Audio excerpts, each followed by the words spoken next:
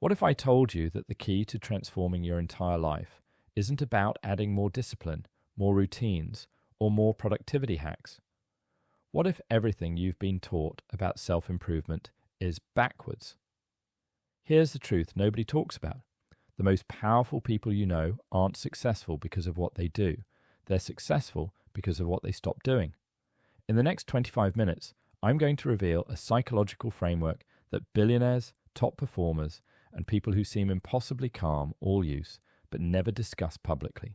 It's called the silent transformation method, and it works by removing invisible anchors from your life that are draining your mental energy every single day.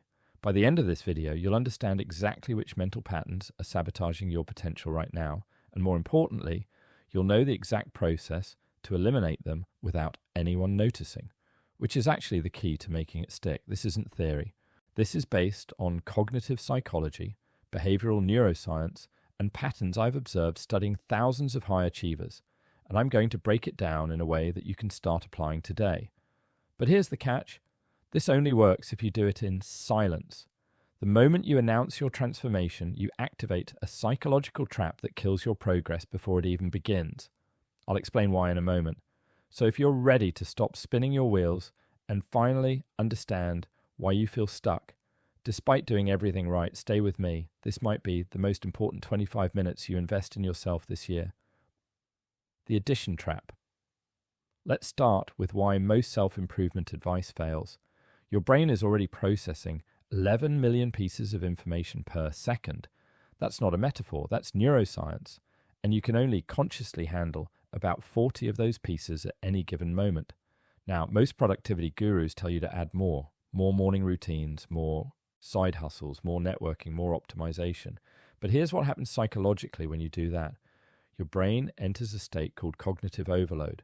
When you're in cognitive overload, your prefrontal cortex, the part of your brain responsible for decision-making and willpower, starts to shut down. This is why you can follow a perfect routine for 3 days and then completely fall apart on day 4. It's not a discipline problem. It's a bandwidth problem. The subtraction advantage. Now, contrast that with subtraction.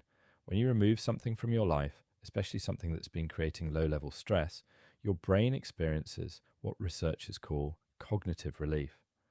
Here's what happens neurologically. Your default mode network, the part of your brain that activates during rest and reflection, finally gets space to function. Your cortisol levels drop, which means your body stops operating in constant fight or flight mode. Your dopamine receptors begin to resensitize, which makes normal life feel rewarding again instead of boring. There's a famous study from Princeton that proved this. Researchers found that when people cleared just one major stressor from their environment, their IQ scores effectively increased by 13 points, not because they got smarter, but because their brain finally had the bandwidth to think clearly. The 5 mental anchors draining you right now.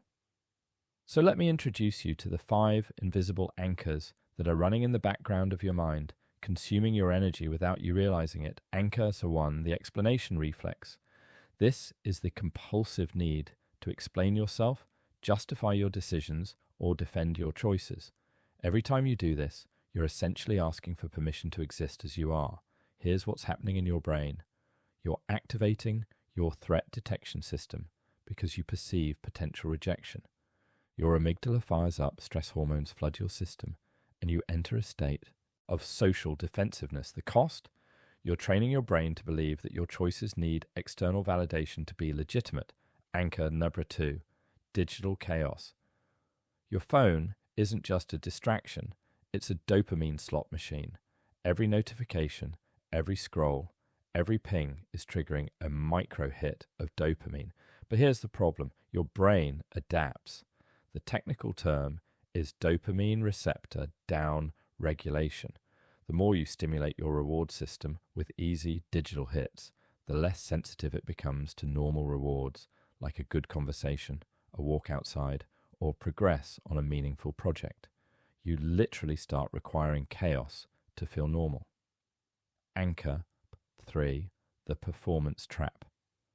This is the belief that you have to earn your worth through achievement. It usually comes from conditional love in childhood, where you learned that you were valued for what you did, not for who you are. Now, as an adult, you can't rest without guilt. You can't enjoy success without immediately chasing the next goal.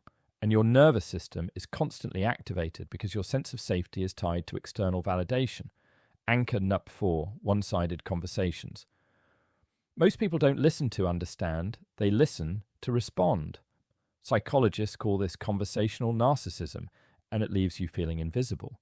What's happening here is you're experiencing a form of social rejection every time you share something meaningful and get a shallow response. Your brain registers this as a micro-trauma, and over time, you start to feel disconnected from yourself because you're not being seen. Anchor number 5, the closure myth. Your brain hates uncertainty. It's why we obsess over unanswered texts, why we replay arguments from 3 years ago, why we need to know why when things end. But here's what cognitive psychology tells us. Closure is an illusion. It's a story we create to resolve cognitive dissonance, the discomfort of not having answers. The truth?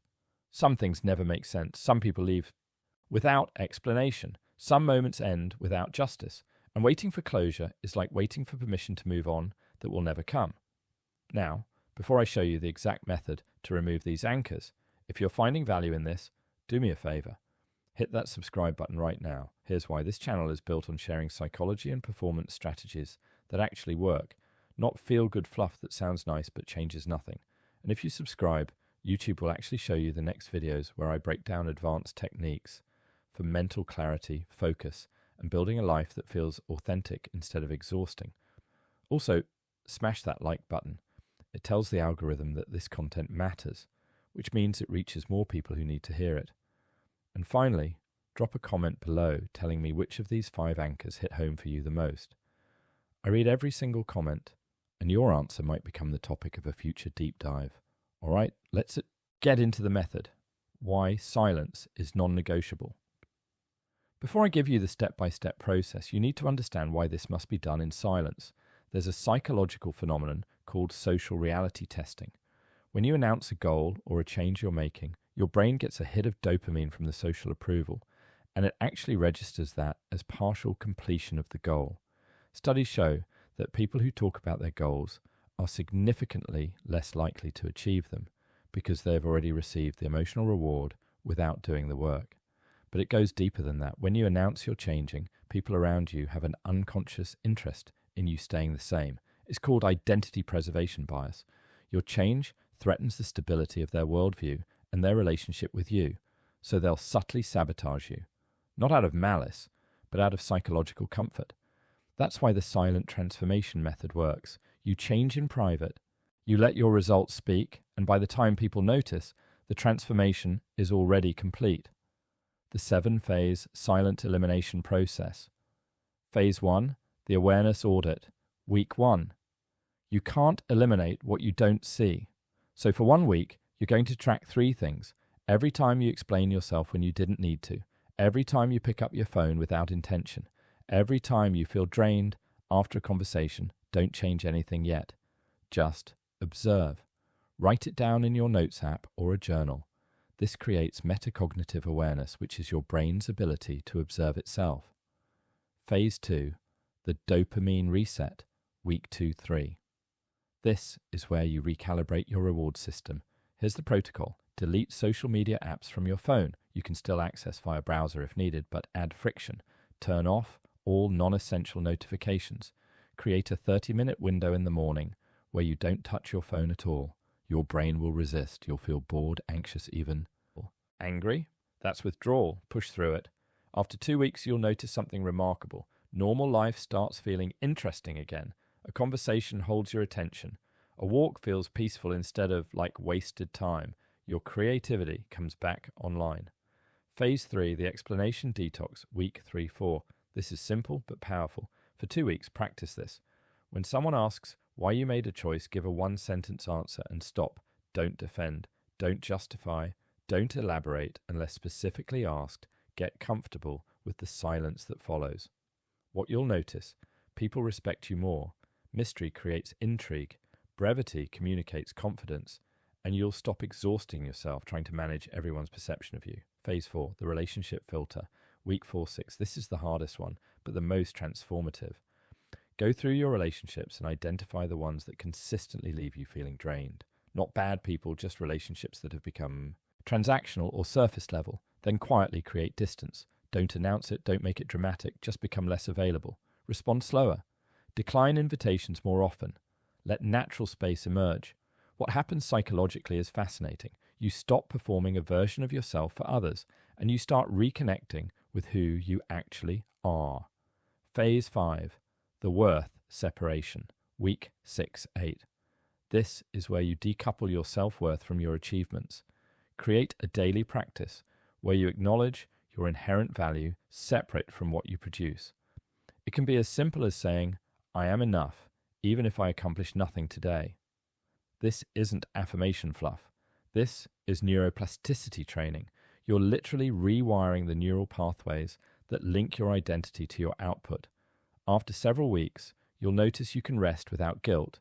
You can enjoy success without immediate anxiety about the next goal, and your nervous system starts to regulate. Phase 6, the closure. Release, week 8-10. For every situation in your life where you're waiting for closure, for an apology, for an explanation, write it down.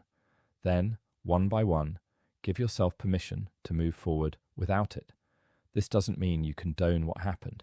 It means you're no longer holding your peace hostage to someone else's accountability. The psychological shift here is massive. You go from a victim waiting for resolution to an author writing the next chapter. Phase 7, the integration, week 10+. This is where everything clicks. You've removed the mental anchors, you've created cognitive space, and now your brain starts to reorganize around clarity instead of chaos. You'll notice decisions feel easier because you're not second-guessing yourself constantly. Your energy levels stabilize because you're not leaking attention in 1,000 directions. You feel more like yourself than you have in years because you've stopped performing for others, the neural evidence. Here's what's happening. In your brain during this process, weeks 1-3, your prefrontal cortex is strengthening. This is the part of your brain responsible for executive function, willpower, and decision-making. Weeks 4-6, your default mode network is activating more regularly. This is where self-reflection, creativity, and insight happen. Most people never access this because their brain is too busy managing external chaos. Weeks 7-10, your stress response is recalibrating. Your baseline cortisol levels drop, your HRV, heart rate variability, improves, and your body stops operating in constant survival mode. Week 10+, you've created new neural pathways. Your brain has literally reorganized its reward system to value clarity, authenticity, and peace instead of chaos, approval, and achievement. The secret advantage. Here's the part nobody tells you. When you transform in silence, you bypass resistance. Your old identity doesn't get a chance to fight back because it doesn't know it's being replaced. The people around you don't sabotage you because they don't see it happening. And your ego doesn't get involved because there's no audience to perform for. By the time your transformation is visible, it's already permanent. So here's where we are. You now understand that growth isn't about addition, it's about subtraction. You know the 5 mental anchors that have been draining your energy in the background, and you have the exact 7-phase process to eliminate them systematically and silently. But here's the truth. Knowing this changes nothing. Only doing it does. And most people won't do it. They'll watch this video, feel inspired for 20 minutes, and then go right back to their patterns because change is uncomfortable and the familiar feels safe, even when it's suffocating. But you're not most people, are you? If you've made it this far, you're someone who's ready to stop negotiating with mediocrity. You're ready to reclaim your mind, your energy, and your life. So here's what I want you to do right now. First, subscribe to this channel if you haven't already, because this is just the beginning. I release deep dive psychology and performance content every week that will help you continue this transformation. Second, turn on notifications. Not because I need the algorithm boost, but because you need the reminders. This isn't a one-time mindset shift, it's a practice, and consistency is everything. Third, share this video with one person who you know is struggling with the same patterns. Not to show off what you learned, but because transformation is easier when you're not alone. Just send them the link, no explanation needed. And finally, start today. Don't wait until Monday. Don't wait until you have the perfect setup. Don't wait until you feel ready. Pick one anchor, one phase, and begin. Because here's what I know about you. You already have everything you need to transform. You don't need more information, more tools, more courses. You just need to remove what's blocking you. And when you create that space, your mind will do what it's been trying to do all along. Organize around clarity, creativity, and truth. That's the silent transformation method. Now go execute. I'll see you in the next one.